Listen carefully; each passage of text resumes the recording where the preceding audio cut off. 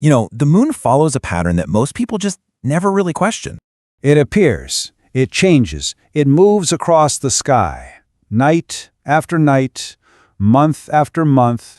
It's always in order, and, we don't think much about it really because it's just so familiar.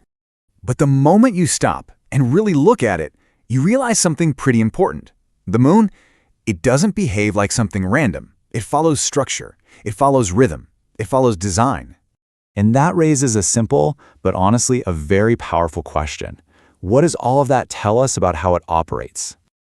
So when we look for an answer, we find there are really two very different explanations for this pattern we all see.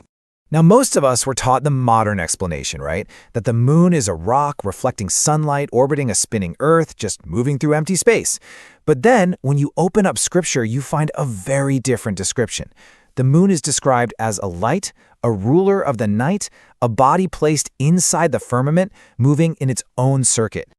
Let's dig into that biblical description a little minute.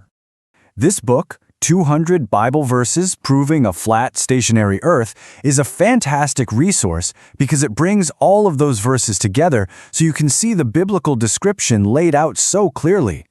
This book doesn't try to reinterpret the moon or modernize it. It simply shows you exactly what Scripture says, verse after verse, starting right there in Genesis.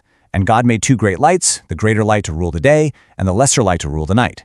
And when you read those verses side by side, from Genesis to Psalms to the prophets, you start to notice something really interesting. The moon's behavior, well, it matches the biblical description perfectly. Think about it. It appears on schedule. It changes in a predictable cycle. It moves across the sky in a consistent path. It keeps time. It marks seasons. It follows order. Nothing about it feels chaotic, does it? Nothing feels accidental. It behaves exactly like something placed with intention, designed to function with absolute precision. So the question really becomes quite simple. Which explanation, the modern one we were all taught, or the biblical one, actually fits what we observe with our own eyes? And that's where this book can really help you explore that question for yourself.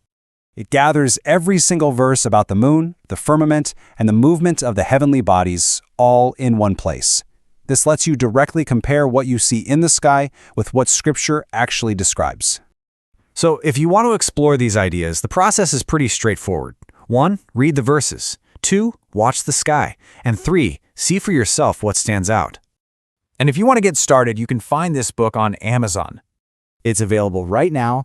Just search for the full title, 200 Bible Verses Proving a Flat, Stationary Earth, and it's written by Sue West. You made it to the end. Nice. Now here's your challenge. Read the verses yourself. Click the link to get your copy of 200 Bible Verses Proving a Flat, Stationary Earth.